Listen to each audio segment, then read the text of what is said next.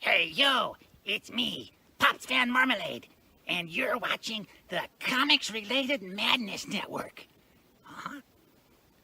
So come get some. CromCon. CromCon.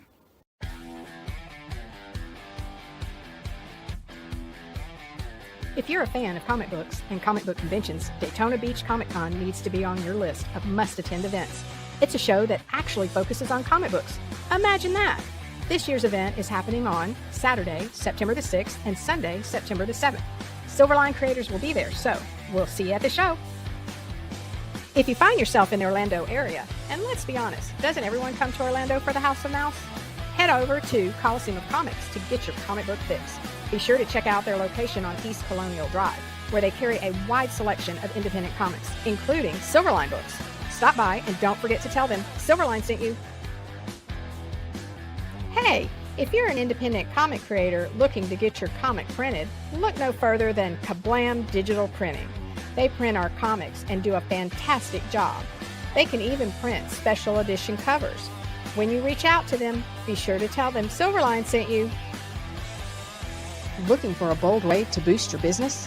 Advertise with Silverline Comics, reaching readers across the U.S. and around the world. Affordable rates, passionate fans, and national and international exposure, all packed inside thrilling, action-packed comics. All ads must be PG-13, perfect for reaching all ages. Spots are limited. Grab your ad space today and become part of the adventure. Silverline Comics, where adventure lives and your brand thrives. Email us at silverlinepublishingllc@gmail.com for more information. And make mine Silverline. Hi, this is Tim TK, host of That Silverline Show on Tuesday. Join us at 11 p.m. Eastern, 8 p.m. Pacific every Tuesday night as we discuss pop culture and the joys of making comics. Hi, I'm Barb Kelber, co-host of Silverline's Wednesday Wham. Join us each Wednesday night as we discuss comics, literature, movies, and anything else that may catch our attention. I'm Roland Mann, and I host Silverline's Silver Sunday. Join me every Sunday at 8 p.m. Eastern as we make mine Silverline.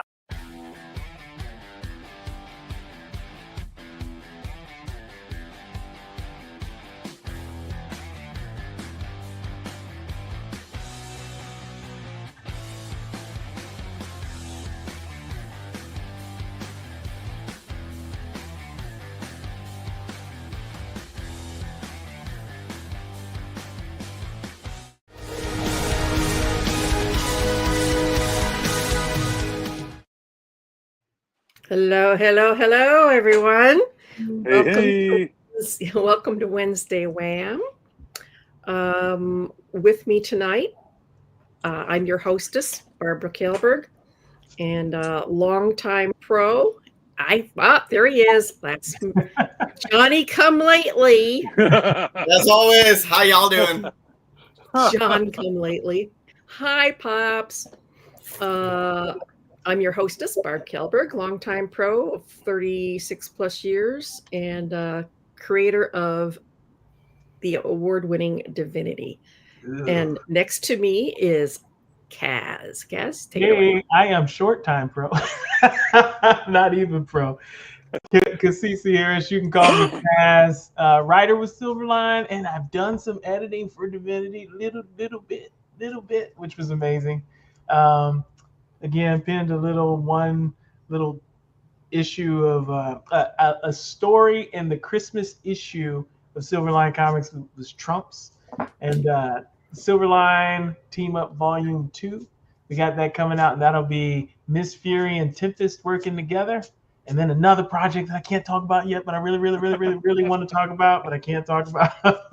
Hopefully coming soon. So that's me, short. All right, below me, this guy, John Come Lately.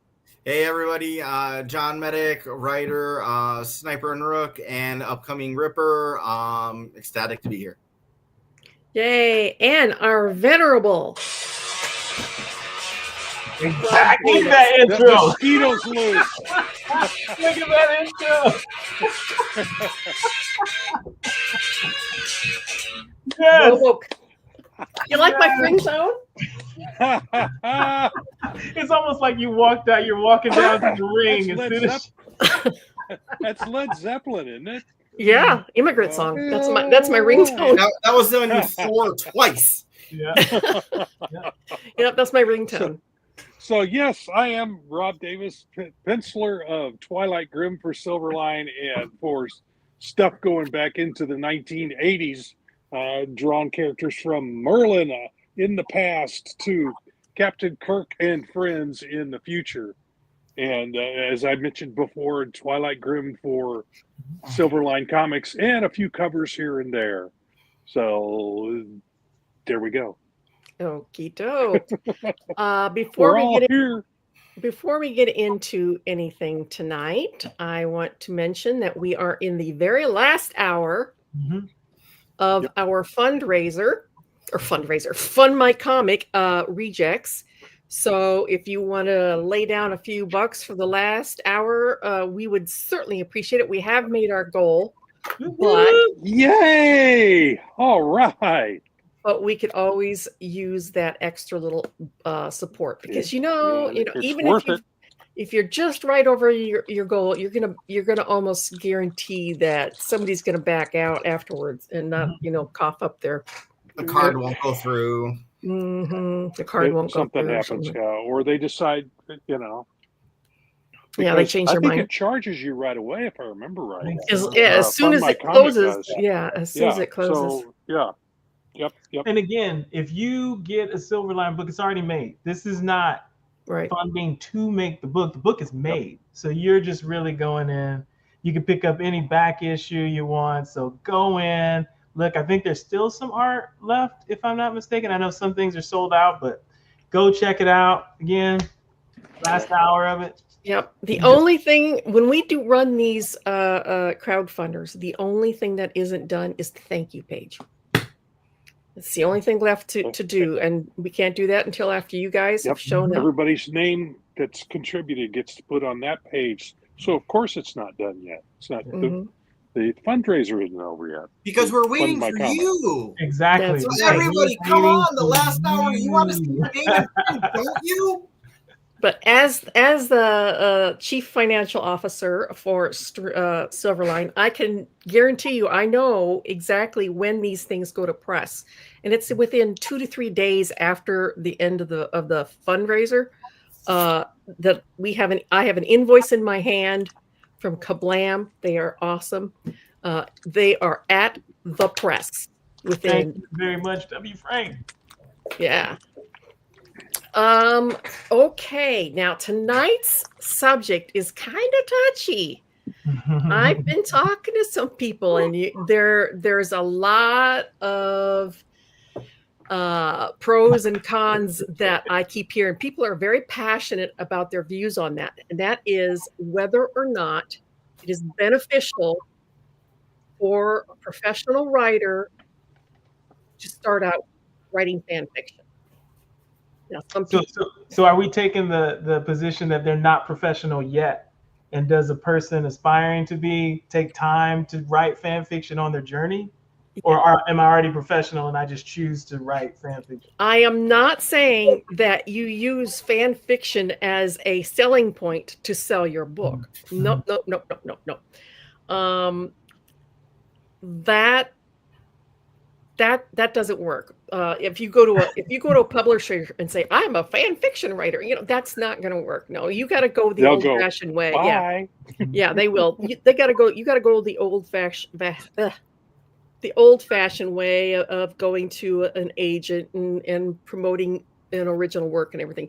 However, a lot of professional writers say that writing fan fiction screws up your professional writing, and I don't agree with that. I think it's a great jumping off point to learn and hone and craft your skills, because I've read fan fiction almost my entire life, starting from way back when you had to go to conventions and ask if they had the zines underneath the table, Yeah. because they didn't sell them with the regular books. The fan fiction zines in the boxes underneath the table at the dealers' tables. all the way back then. And I used to write years ago. And I learned a lot.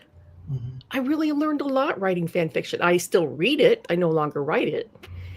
But I think it's a good way to hone your craft. Frank says it's really just a creative writing practice without original character building. So I think in the long run, if one doesn't hone the world building and character building aspects, it could be stunting. Yeah. See, there's all kinds of different That's a good points of point. view on this. That's a good point. John, what are your views on writing fan fiction? And in the aspiration to turn pro eventually? I could understand both sides. And the comment that was just put up, could we pull that one back up? Yeah. Because there's something in there I wanted to address. It's a creative writing practice. I love the word there, though, practice. Because if somebody is looking to hone a craft, a couple things to keep in mind. They say when you're going to write about what you know. Mm-hmm. So if you know Spider-Man, you're a devotee, you've read everything, that might not be a bad place to start, right? With the practice. But if you pull the quote back up again, there was something else in there, without original character building. So say that somebody is going to start with Spidey and do Spidey fan fiction story, but that doesn't mean that new characters aren't going to be pulled into that story. Mm-hmm. Could be a new villain, could be a new series of villains, could be he's been relocated and now he's got a whole new supporting cast. So, that can still allow one to hone world building and character building aspects. I kind of really fell in love with fan fiction. The first thing I ever heard about fan fiction, I had no idea what this was. I was like, wait, what's this? It was a dude who shopped at the comic store. I forget his name. But he brought in this thing called To Survive the Alliance. You can find it on the internet. You'll find it on a page that looks like it was made in DOS, and it's like just different pages, but it is so cool. It is, if you remember from the 1980s, V, like lizards that take over. Oh, yeah. So V mashed up with Battlestar Galactica. If anybody knows me, my online handle since the mid-90s is Cylon0011. I got Cylon 11 license plates. And anybody who ever says the word toaster, I'm like, that's racist because the Cylons don't like to be called toasters. And so basically they smashed together Battlestar Galactica and V and saying, if you take a look at the visitor spaceships, put two of them on top together, that's a Cylon base star. I'm like, oh my God, this thing's so freaking cool, right? And so then on the horizon, as the Galactica people get to Earth, on the horizon, they see a Cylon eye in the distance. But no, it was Hit from Knight Rider. So big blowing Michael Knight Rider, the Battlestar Galactica, Airwolf. Oh boy. And like a whole slew of other That's things. So, fan I'm as a fan, and I think the A-Team might have been in there too, to come think of it. So, I'm a fan of a lot of these different properties. So my first fan fiction introduction is like, this is cool. They're like mashing them up all together. So I love that. And I think that somebody who's passionate about something, that's a great way to hone their craft. They know about these things. They start seeing these interconnected pieces. They're connecting already built, established worlds, but in a way that makes them new and unique. So I think that in and of itself is a wonderful skill to have, because many people who want to become professional writers might not want to be a barb with launching their career on a divinity. They might want to start at the big two, quote unquote, where they would be writing pre-established characters, such as Spider-Man or Captain America. So, having to build a world from scratch all the time, that's not going to serve the wants of every upcoming writer. I think it's kind of cool. The other thing is, if you're writing for a job and you're doing it for your job, it's going to burn you out. So you need to have something on the side that makes you want to write for you.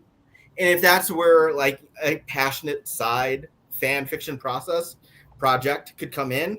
I had mentioned that I was working, what was it, 3 weeks ago when I came back? I said I'm working on a story, nothing for publication, just something for me to get the webs off. Everybody knows, if they've watched anything I've been on, like my favorite comic story of all time started with Captain America 332. When Rogers is no longer Captain America, they brought in John Walker. That whole storyline has been my favorite. We've never heard how John Walker wound up with the suit that Rogers is wearing as the captain, and now he wore it as U.S. agent. And that's the story I'm working on. It's a story I wish I had read back then. Things I really care about. I want to know, how did this... You're writing it for yourself. Yes, I am. And that's exactly it, And so to me, that would be, if I was writing professionally right now, that would be something where I'm taking a break from my book that I'm working on professionally just to write for fun and then get back to it. So you're not just always feeling like, oh shit, I have to write today. It's what's your I like it. And here's why. I think it's always important to have safe places to play.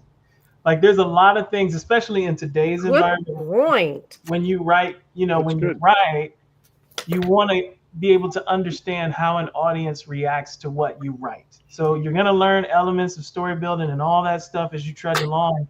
But there's that feeling where you don't really know, you think you have the greatest idea in the world, right? And so you want to kind of experiment with, if I present it in this way, do people get it? Do people understand? And you're going to learn, either way, the learning is good, whether people love it or whether people hate it, because you can know, okay, I got to trim off that fat. People don't really like this presentation. Can I do this a different way? You learn how to problem solve in a safe environment where you don't have to get bogged down by world building. And trust me, if you go onto some of these fan fiction sites, you will get critiqued. Yeah, you'll get blasted. The first thing that you're going to be told is, if your writing is bad, is find yourself a beta. Yeah. Or beta two. Reader. A beta reader. Yeah, a beta reader or two to help you with your punctuation, your spelling, your sentence structure. So it's as a book designer who has to fix all that stuff. Learn how to do it before you get published. Learn punctuation. Learn how to use a comma. Learn how to use and there are colon. A lot of lousy fanfics out there, but there are some really stunning ones. There's a half a dozen fanfic writers that I will follow because their writing is so stellar and so professional that it's a true joy to read. And it's truthfully, it's better than some paperbacks I've read, because I will pick apart all the typos and the weird shit in the. I've read a paperback with some cliched sentences. I was like, oh my God, I can't believe you used that. Where was the editor? And one more thing, I would also say, when you're writing and you're trying to start out, it's hard to find an audience. In fan fiction, you have a reserved, captive audience. There are people who are genuinely interested in this topic already. You didn't put anything on any screen and they're already interested. Now, the bad part is they're intimately in love with this thing. So you will find out real quick if you didn't get it right. Right. Also teaches you how to take criticism. Because if you're going to get crushed that easily, you don't belong in the writing career. Yeah. Or you have to just grow that muscle. Career. Yeah, you just have to grow that muscle. It's going to be hard. Some people are just wired to take things personally, and either you have to figure out how you are going to deal with that, right? How you are going to take that criticism and make it something better, or you just decide, I just can't. I can't, because of that barrier, deal with this, and I'll choose to write in a different way, right? And or not write at all. But yeah, I think it may be a really good tool. Now, don't stay in it. I don't think that if you are on a professional journey, it's a springboard. Yeah, you should just cement yourself in that. You gotta branch out and then go, what can I do from scratch? I had all this practice. Now, what can I do from scratch, right? And don't say original story, but just my story. How do I craft this world and show the culture without telling you about it? Like it's a. Now, someone on Now, someone on our chat group said there are no pros to writing fan fiction if you are beyond high school age. Luckily, I'm not there mentally, so I'm good. I have to kindly disagree with that, because fan fiction gets you writing, and it gives you your readers will give you encouragement to keep going. It helps you to focus on characterization. I'm reading off my notes here. It's a low stakes environment to practice your writing, and learn how to dialogue and how to set up a scene. It gives you a community to interact with and feedback, both not negative and positive. They will quickly tell you to find a beta if you can't write. And I've baited for people a lot because where I can see potential, and they're just like, oh, that's not the right use of that word, and then that word does not mean what you think it means. Yeah. And it allows you to create and explore in a fairly safe environment. So I'm very pro fan fiction, but as I stated at the beginning, it's not, you don't get into fan fiction to launch a professional career. You get into fan fiction to teach yourself before you launch your career, and you use it to teach yourself to write your own stories, and then you submit them, and then you get them back, and you polish them, and then you submit them, and you get rejected, and polish them, and so far. Rob, what is your what's my thinking on this? I know one of you. I liken it to as an artist copying someone else's style when you first start out. That's essentially, it's kind of the same thing. Yeah. Yep. And we all, and I hate, we all of us do it. All artists do it. I mean, you look at Barry Windsor Smith's early stuff. He was trying to ape Kirby. So, and I've seen that amongst other artists where they will copy someone else's style. I copied stuff when I was first starting out, but eventually, it's the way you learn.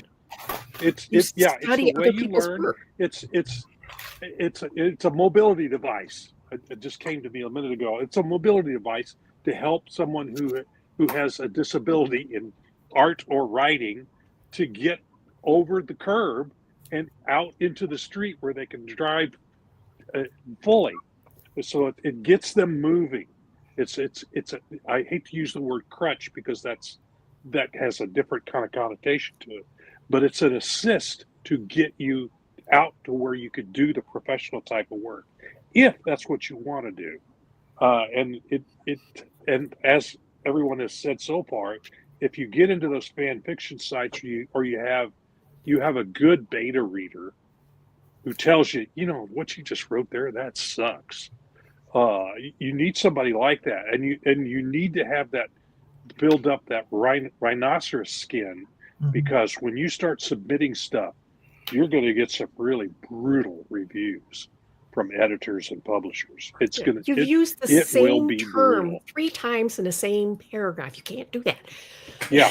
Yeah. It's stuff like that. Yeah. Now, and learn how to learn grammar and learn punctuation and just learn your craft. It's just like learning anatomy as an artist. You've got to have good underpinnings to what you're doing in order for it to work well when you get to the professional level, if that's what you want to do. Now, if you want to write fan fiction the rest of your life, if it's just for a personal, fun. It's just for fun. I know lots of people who are fantastic artists. They have no interest in doing it as a profession or making any money at it, but they're great at it. So you can go that route too. If it's something you want to do on the side, that's cool as well. But if you are wanting a professional career, it's not a bad thing to try and acquire some of the stuff you need by copying or doing something that feels, or getting in a world that someone else has created and playing in that sandbox. I mean, a and little bit.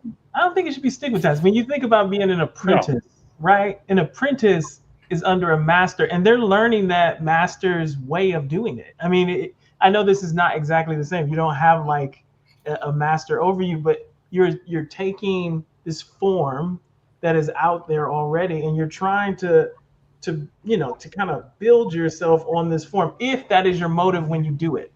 And that's the key, right? If you're going into it thinking you're going to make a lot of money and be a superstar, then you're probably not going to, even if you write fan fiction, not going to get anywhere, never going to be satisfied, and just quit anyway when you realize you can't do it. But if your motive is just genuine, you're interested, you get into it, then hone, like everybody is saying, just hone your craft in it.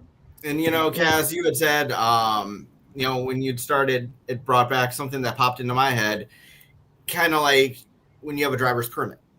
Mm-hmm. You're not really a driver yet. You're learning, in this one, you do have somebody, sitting next to you, or, to take it down a couple of years, these are your training wheels.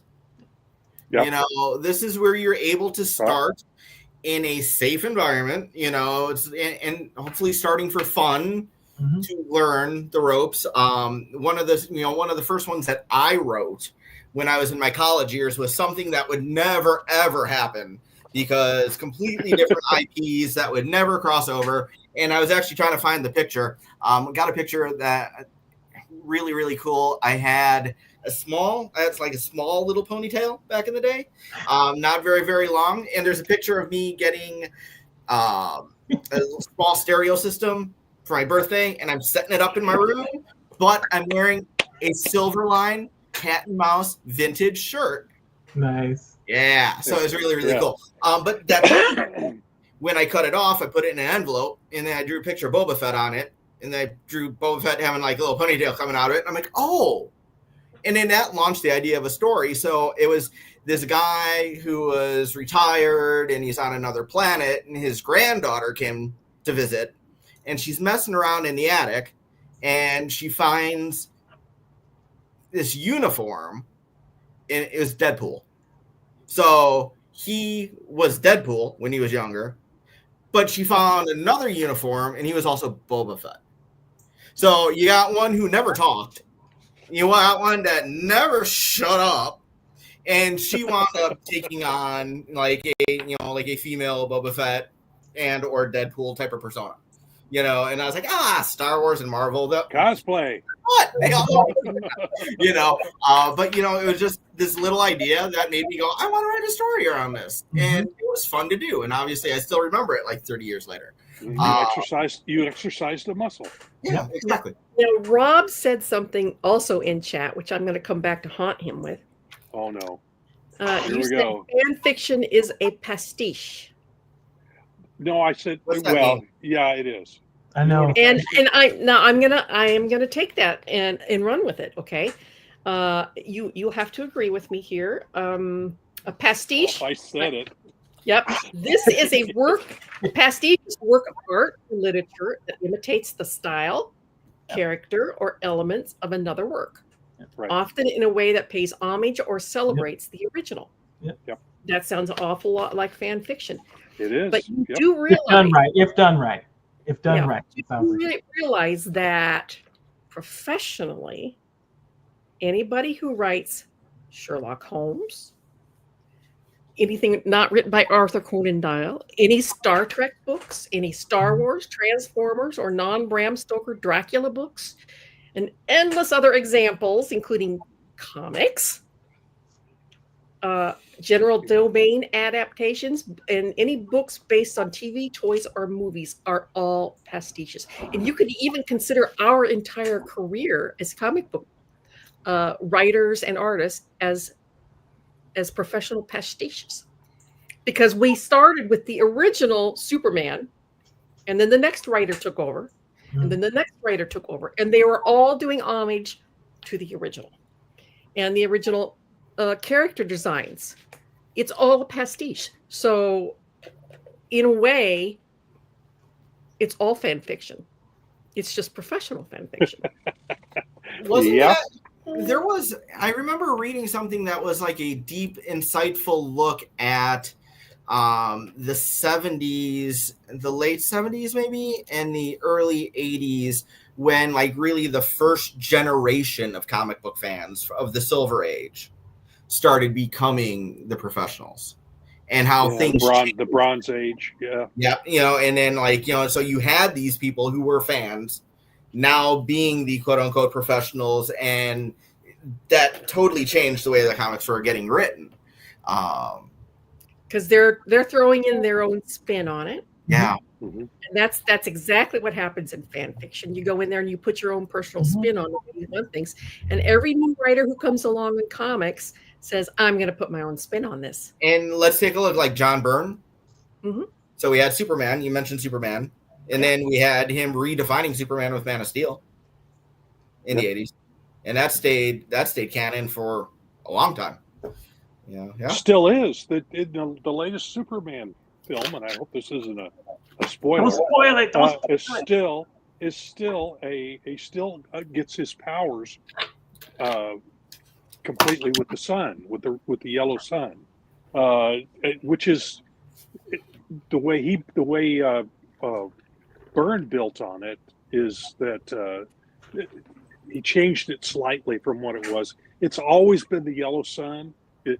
Krypton had a red sun, so he comes to Earth and he has the powers because of our yellow sun.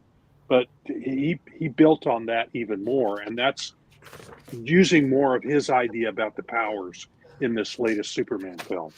So worth going out to see, by the way. I give it 2 thumbs up. I agree. All right. I'm going to add we're going to talk about some authors now. Just for those folks out there who still think that, if you're a pro, you don't ever need to write fan fiction. And now I want to put a disclaimer on here, an important disclaimer. All of these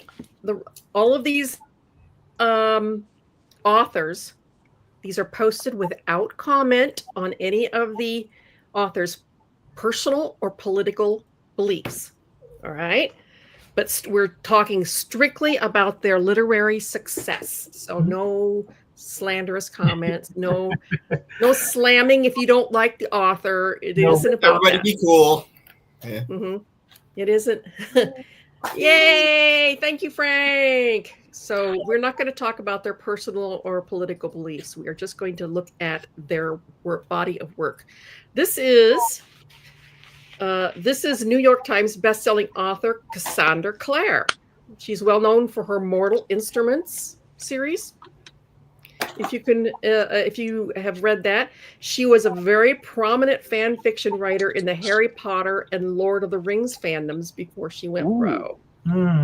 She has currently published 47 books. Wow. Mm-hmm. Yep. Lev Grossman. He is the author of the Magician series. He contributed to fandoms for Harry Potter, Adventure Time, and How to Train Your Dragon. He's currently up to 17 books. New York Times bestselling author Marissa Meyer, author of The Lunar Chronicles. She's written 24 books, and she was an active fan fiction writer, particularly in the Sailor Moon fandom. Now I am just scratching the surface. There are dozens upon dozens of examples I could use. I just picked a few. Now you know what I wonder? Those people who view fan fiction as like worthless or not worth the time or the investment, I wonder, is it just a time period thing? Because I could see, before social media was a huge thing, I could absolutely see a person saying that's a waste of time. But now where things are like built on how big of an audience you have, right? And you can build that audience really quickly on a social media platform. If you're good, you automatically have this captive audience to buy your stuff. Like, so, I could see back in the day how it would not have been as easy to do that. And therefore I could see a person viewing that that time in that as a waste of time without the advent or the kind of blow up of social media and attention grabbing, capturing audiences in certain ways, and the behaviors that evolved with that, right? Like the consumer behavior that evolved with that. I could see how there would be like a split if you didn't kind of consider both. But there's also a huge section in Archive of Our Own, which is the biggest fan fiction website in the world, for crossovers. I've actually seen a crossover for Hawaii Five-0 and the Avengers. Whatever. I didn't understand which Avengers, the original ones with Emma Peel or MCU. Okay, MCU. Okay. Here is a really bizarre crossover where it's crossover of Sherlock Holmes and Cthulhu. I could see that one. Yeah. Neil Gaiman's A Study in Emerald. It is the fan fiction that he published. He's one of those rare authors who actually was able to publish his fan fiction without changing character names because of his notoriety. And he did this in the midst of his professional career as well. So that's also kind of stands out that he went in and wrote a fan fiction at the height of his popularity. This one, multiple award-winning author Naomi Novik. This is her Temeraire series, and I have read this series. It is great. I highly recommend it. It's an alternate history of the Napoleonic Wars involving dragons. Wow. Yeah. She also co-founded the Organization for Transformative Works, which is the website Archive of Our Own. She co-founded it. She still writes under the fan fiction name Atlat, and she has written 15 books and won multiple awards. But I cannot recommend this series highly enough. Starts out with His Majesty's Dragon. Doctor Who, Paul Cornell. Now, this is somebody who turned their fan fiction career, actually did turn their fan fiction career into a professional career. He started by writing Doctor Who fan fiction and eventually wrote Doctor Who novels before he branched out, and he's written a number of books, including and comics. He also writes in comics. I saw a Black Widow comic of his. So this is a person who actually, one of the rare writers who actually was able to turn their fan fiction writing into a professional career as a fan fiction writer. And then the last one I've got for you, S. Hinton. Yep, the author of The Outsiders. What are some of the other ones? There's Rumblefish and Tex and a bunch of other ones. She's written supernatural fan fiction. She's written 13 books, 4 of which have become movies. Yeah. Apparently she loves fan fiction. Now we're gonna close this out here. That's the only 7 I had. We're gonna close this out with a quote. Well, I'll close this little presentation out here with a quote, and then we're gonna go into some cons of writing fan fiction. Naomi Novik said, "Fanfic writing isn't work. It's joyful play." Mm-hmm. That's an awesome way to put it. It's joyful play. The problem is that for most people, any kind of writing looks like work to them, so they get confused why anyone would want to write fanfic instead of the original professional material. Even though they don't have any problem understanding why someone would want to mess around on the guitar playing Simon and Garfunkel. Mm-hmm. That's a very good point. Yeah. That's a nice analogy. Mm-hmm. Yeah. You see somebody strumming in a bar strumming the Beatles song. You know. Yep. What about everybody who plays those fantasy football leagues and fantasy baseball leagues? And see, I'm an anti-sports guy, so I'm like, you know. You do it for the joy of it, because you're having fun. Or you should. That doesn't mean you do it, but you should. And you go back to the pastiche. A pastiche is paying homage. So anybody who sits in a bar and plays music of any kind that isn't original is a pastiche. Anybody who, my kids, when they were little, they loved making films by stop motion, by moving their Godzilla pieces around, and well, that's a pastiche. They were learning filmmaking. It's. I mean, and that's how they made Nightmare Before Christmas. I mean, hello. Yeah. I mean, yeah, that's skills. This is the way that I understand it, and this was told to me by a very well-known publisher. He said, because I had done artwork of their characters, okay, their original characters, and he said, I said, I did this artwork and I'm giving it away. He said, fine, as long as you're not making any money off of our characters, you can do it all you want. That's the big thing, is if you're not making money off of somebody else's copyrighted material, it's usually you could slip by. It's only authors like Vampire Lestat author. Anne Rice. Yeah. Yes, Anne Rice. She tried to stop all the fanfic of her books. Didn't work. Didn't work a bit. It's not going to. No, you can't stop it. It's a juggernaut. It cannot be stopped. People are going to do whether you like it or not. That's right. You cannot stop it. So that brings up one of our cons: copyright issues. Yeah.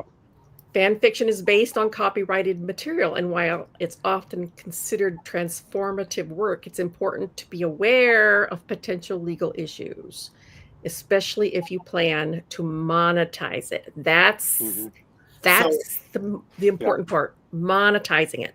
So anybody who's ever been at a convention and has, drawn a character that they don't own and sold a print of it that they don't have the rights to, should be getting nailed with the same bad side of fan fiction. Can be. Really. Can be. I mean, theoretically, one could make that argument. But I know that there are a lot of people out there that have huge followings because they love the work. What's that, Rob? No, you've done it. Yeah, and so it's like if people are going to apply something to one art form of writing, shouldn't it be applied equally to all of them? And so if you can't apply it equally to all of them, maybe you should rethink how you're attaching it to them. There is an aspect of copyright that opens the door to this just a little bit. It's called fair use. Mm-hmm. That's it is tied up with monetary and how much of whatever it is that you're appropriating, how much of it you're using. If you're using a small amount, it's safer. It's not a complete bar against getting into trouble, but it's safer because there is that protection of fair use. And there's plenty of artwork out there that is inspired by other pieces that kind of appropriates from those other pieces. So there has to be an aspect of copyright that deals with fair use, and we can start getting into AI and how it appropriates things. Essentially stealing other things and then quote unquote creating something new out of it. So that's a whole other discussion. But this could branch off into that. But it gets into fair use, and it's a real tricky area. You want to be very, very careful treading in that area. So just something to be aware of. One of the other drawbacks to writing fan fiction is that it has limited commercial potential, is generally not a viable path to commercial publishing unless you're the very, very rare individual like Paul Cornell who is able to translate his fan fiction into a career. That happens like 0.1% of the population of the You writers. got as population. much chance of doing that as getting into the NFL as a high school football player. Right. So- So it's not really a viable path into a professional writing career. It's a springboard to improve your skills only. The potential for negative feedback. And let me tell you something. I don't think anybody in the internet age needs any kind of lecture on this aspect. I wrote a story in a very popular fandom, and I was biased towards one character. I did not like how another character treated the other character. And of course, there is a huge section of that fandom that was pro A, and the other one pro B. And I was writing about B, and all the pro A ones trolled me. Oh my God, they were vicious. And they had and they would write reams of comments about how I was wrong, why I was wrong. You don't know what you're talking stupid. about. Yeah, how ignorant you are.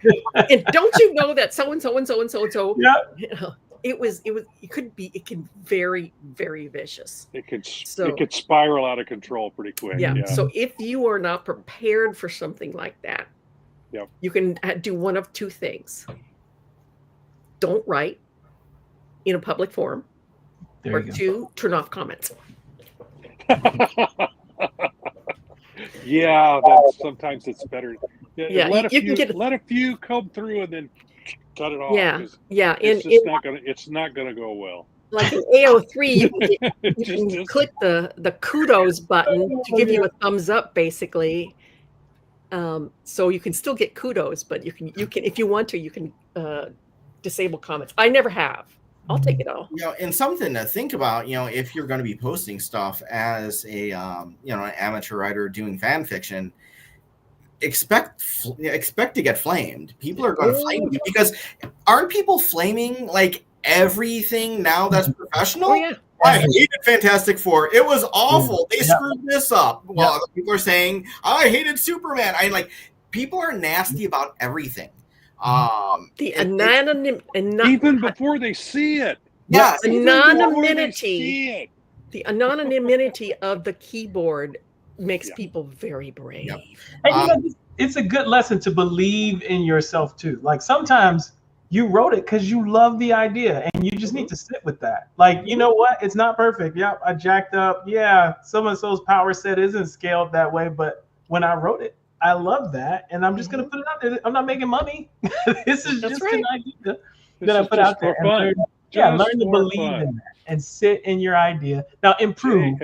If they're hitting on technique, if they're hitting on story structure, take that, because that is gold, right? Like that's good critique. Yeah. But if it's just so and so is too fat, like or so and so wouldn't say that. Well, okay. Well, they say it in my world, so that's what they say, right? My world in this multiverse, they do that. In fan fiction, we're in fan fiction. If you don't want them to say that, go write your own version of the fan. That's what I've said to them. It's like, I'm sorry that you don't like it, but if you have a different version, go write it. Write it, yeah. On Earth 828, Reed Richards has a mustache. There you go, and that's just how it is. That is the rule. That is the rule of that world. He will always.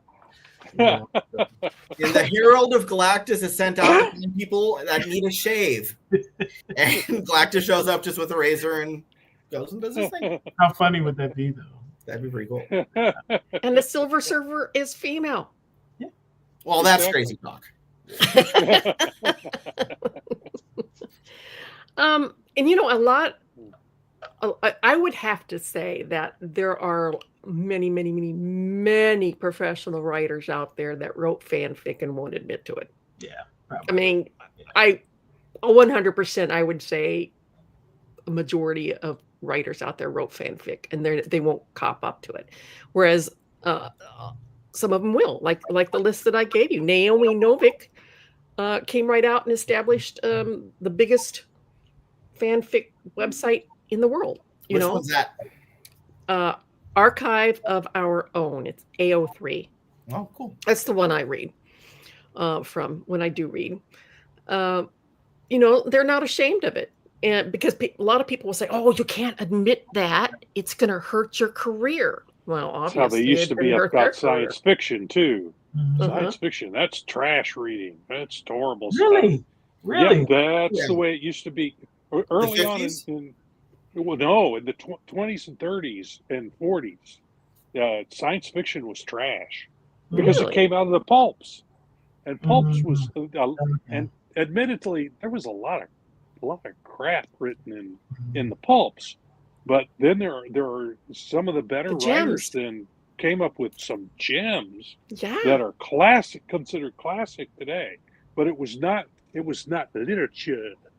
But it was trash. It was trash. It's not true. But now it's mainstream. Yes.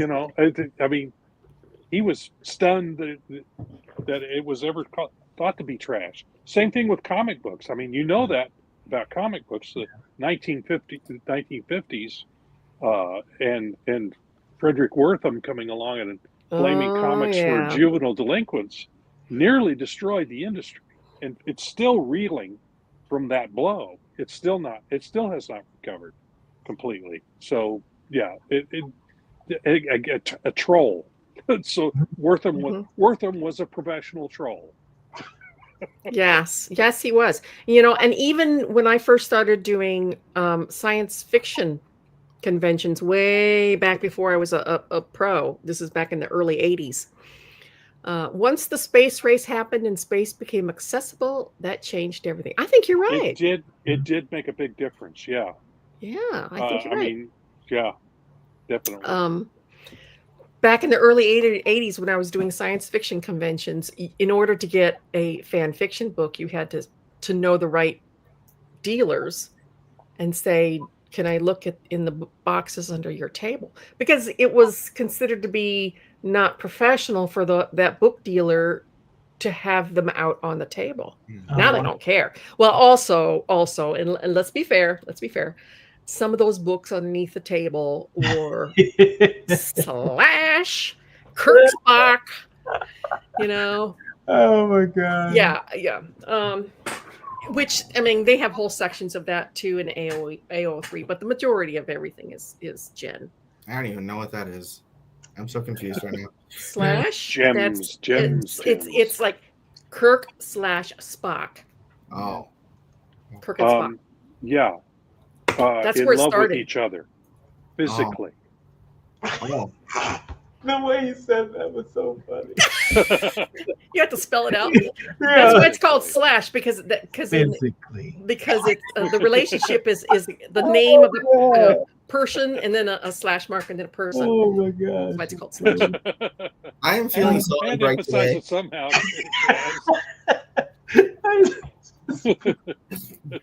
So anyway, yeah, a lot of times those were underneath the table too, but just the regular books. I mean, I bought plenty of fanzines. They were fanzines.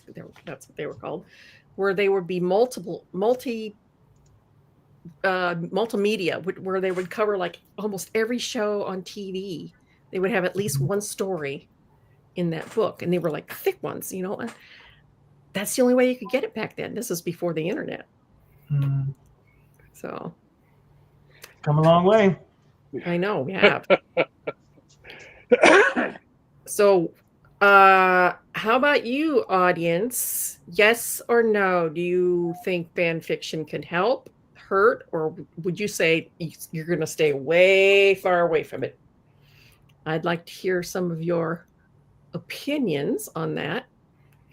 John, I want to ask you if you thought you could do a fan fiction in such a way that you could submit it, say that you were talking about that Captain America one that you did. Mm-hmm. Yeah. Would you ever think about submitting it as a possible storyline to Marvel? Actually, yeah, that has crossed my mind the last couple of weeks I've been working on it. And I was like, this would be kind of cool for like maybe a 4-issue miniseries, like kind of how like they had Pat Oliff drawing Spider-Man: The Lost Years or whatever that was called, the Untold Story or whatever, Untold Tales of Spider-Man. That's it. It's like this is where this fits in, throughout these different areas. Yeah, I would absolutely consider doing something like that, and it would be written in a way that it would be completely consistent with what Mark Gruenwald had put into that world. It would fit in there, and yeah, I had. Well, then it's not fan fiction; it's a possible script. Ding, ding, ding. There we go. Yep. Fixed that one, didn't we? Thank you. I think Barb's book wrap. This is awesome. It's not fan fiction. It's a possible script. So we're just a few minutes. Be careful how you submit. Yeah, don't submit it under your fanfic name. And no, I will never, ever, ever tell you what my fan fiction. Oh, but now we know that Barb has one. Let the internet sleuthing begin. Yeah, you'll never find it. Trust me. Okay, we have got 8 minutes to go, and we are 104% funded. Does anybody want to know what next week's topic is? Next week's topic? Yeah. Oh, I don't know. Is it yours, Kaz? I don't think so. That would be the first one of August. So it'd be. It's probably mine, and I have forgotten what it is. Sunday, Monday, Tuesday. So it'd be the 6th. It's probably mine. Kaz is looking. Yeah, I'm looking. Keep going. I will find it shortly. Okay, Rob. Uh-oh. Sherlock Holmes. Yeah. Yeah, you were working on some Sherlock Holmes with Ron Fortier. 27. Yep. Yeah, with Ron Fortier. With Ron Fortier as editor, yeah. And we've done 20 pastiches. Well, 20 anthologies. We have, and one of our writers actually that has written for these anthologies made the point that we have actually now published more words about Sherlock Holmes than Arthur Conan Doyle did. Seriously? So, yeah, we have now published more stories and words on about Sherlock Holmes than his creator did. Now, fortunately for us, Sherlock Holmes is in public domain. Public domain. We can do this for money, without worrying about any kind of repercussions. That's right. That's fan fiction for money. And that is, yeah, that it's in copyright law. You could do that. After the copyright has expired, it allows people who love those characters and or whatever to play in that sandbox and do whatever they'd like to do. That's right. And it's there's nothing wrong with it. Again, it's pastiche has had a bad connotation, but it's a good descriptor of what we do. They're pastiches. They're an homage to and paying tribute to something that we love. I love Sherlock Holmes. Our writers love Sherlock Holmes, and and trying to capture Watson's voice, because he's always the narrator. Capturing that feel is not an easy task. Ron Fortier says he can't do it. Really? He's tried, but he cannot get the right feel to tell a story from Watson's point of view. Now he's written a couple of other otherworld Holmes stories that are set in either a different universe or from a different point of view. He's written those, but he can't do an Arthur Conan Doyle style story with Watson telling. So it's not an easy task. It's tricky. That, as you're talking about, Sir Arthur Conan Doyle and Sherlock Holmes and then Watson, that brought to mind the episode, and I just showed it to my wife a couple weeks ago, of Star Trek: The Next Generation, when Data and Geordi were going into the holodeck. Yeah. To have a Sir Arthur Conan Doyle Sherlock Holmes type of story. Geordi screws up by telling the computer to have one that, a villain that could beat Data, not Sherlock Holmes. And that's how they got like Moriarty, who came to life, the sentient hologram. Sentient hologram, yeah. But so technically that would have been fan fiction tied into professional writing because they're doing the homage to so like where does one end and the other begin? It gets very, very murky. Yeah, I don't know if they had to back then. I think there were some it was not in the public domain. I don't think. Well, I wasn't talking so much to the rights. I'm just talking about like the way that people look at fan fiction. It's like, obviously the people who wrote that episode, technically Sherlock Holmes wanted to do something with it, and it fit these characters in personality. They may have paid for a fee to use Sherlock Holmes. I'm sure they did. That went into public domain now. Yeah. Yeah, I was just going to say, technically, anything that's written from something in public domain, whether it's Frankenstein, Dracula, Sherlock Holmes, Tarzan, War of the Worlds, Mars, can be called fan fiction for money because you have to be a fan of the work first, and then it's fiction, is it not? Yeah, so it is technically you're playing in a sandbox. You're playing in a sandbox it is somebody else built. Professional fan fiction. All right, so the topic for next week, I guess it's mine. It's not. Yes. Yeah. Well, because I just wrote it. We're gonna do round 2. Guess the cover artist, but we're gonna do 1970 to 1990. Yay! Oh yay! It's gonna be the brackets. And there's still gonna be some covers I won't get. Nope. Yeah. No excuse. Yeah. Nope. You got to know it now. Bring it. You're not gonna go through the 90s. I'll go all the way through. I just thought all the way to the 90s. Okay, I'll go all the way through. And now let me say, if I could do one fan fiction, it's based on a movie, which is probably based on a book, Jumper. I don't know if you guys remember that movie. Yeah, the one with Anakin. Yes, I would love to do the reverse perspective and take the Paladin and why the Jumper was evil to them. I would love to tell that story instead of just coming into it and they're, I would love to. Archive of our own. I know, I might. You might. It's fun. I know. And you can do it for yourself and you don't have to worry about. I would, do it under a pseudonym, obviously, a nom de plume. Yeah. But it's a lot of fun. Go for it. Okay. Thank you, everybody, for tuning in to my my session on why I love fanfic. Cool topic. Yeah. And don't forget to like, share. We enjoy every second you spend with us. We know you don't have to spend any time with us, so we appreciate you.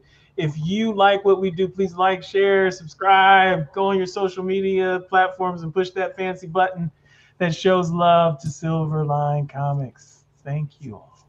All right. And as we like to say here at the end of every stream, make mine Silverline. Hi, I'm Dave Dorman. Make mine Silverline.